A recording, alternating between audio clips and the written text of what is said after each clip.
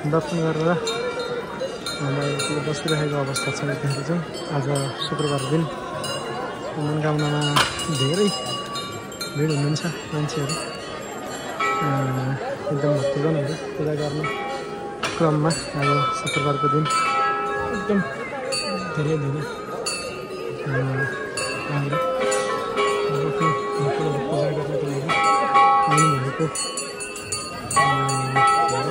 चाहिँ त्यसै गरी पनि आज फर्स्ट टाइम आजसम्म म मनोकामना मन्दिर चाहिँ आएको थिएन। आज भगवानको कृपा आशीर्वादले गर्दा आज मनोकामना मन्दिरमा चाहिँ दर्शन गर्न आउन पाएको छु।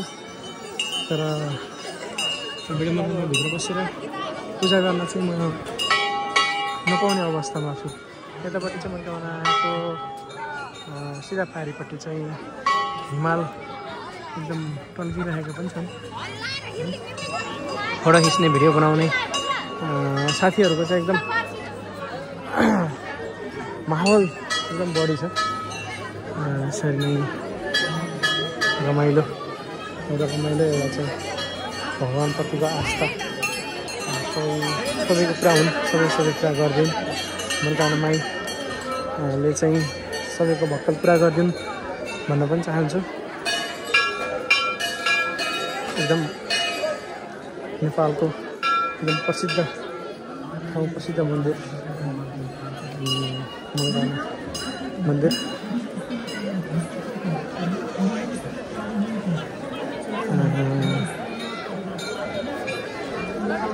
राम्रो सोच्नु होला, राम्रो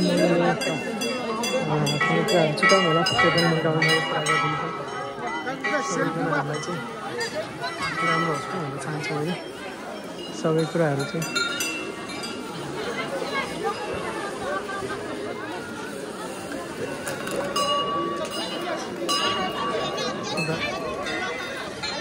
हेलो बत्ती बाल्ने ठाउँ पनि छ। बत्ती बाल्नेपछि गरी एकदम बत्ती बालेर मैले बालिसकेँ। म आएर बालेर सकिसकेँ। यता चाहिँ बत्तीमा त्यो बत्तीको बाती पनि बालो है, सबै नराखौ। अगरबत्ती पनि बालो राम्रोसँग।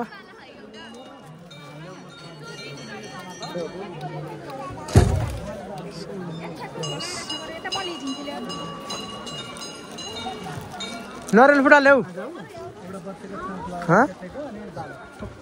यो उस तातो है, भुड्की तातो है। म टक्कै तातो रहेछ यार। सोचेको हातेको टाकेको सबै कुरा पुरा होस्। कुनै कुरा नबनेको छ भने चाहिँ मनोकामना माईले चाहिँ पुरा गरिदिउन्।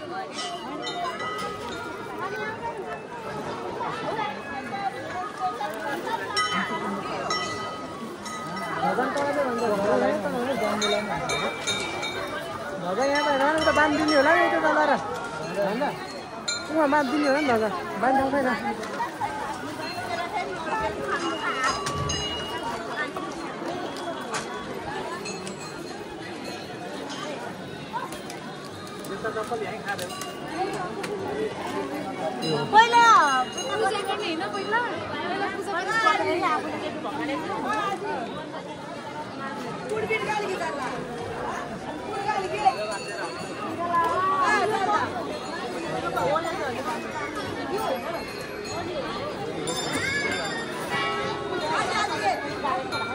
सबैजनाले चाहिँ मनोकामना मन्दिरलाई चाहिँ दर्शन गर्नु होला। कोही आउनु भएको छैन, कसैको भाकल छ भने आउनु होला, पूजा गर्नु होला।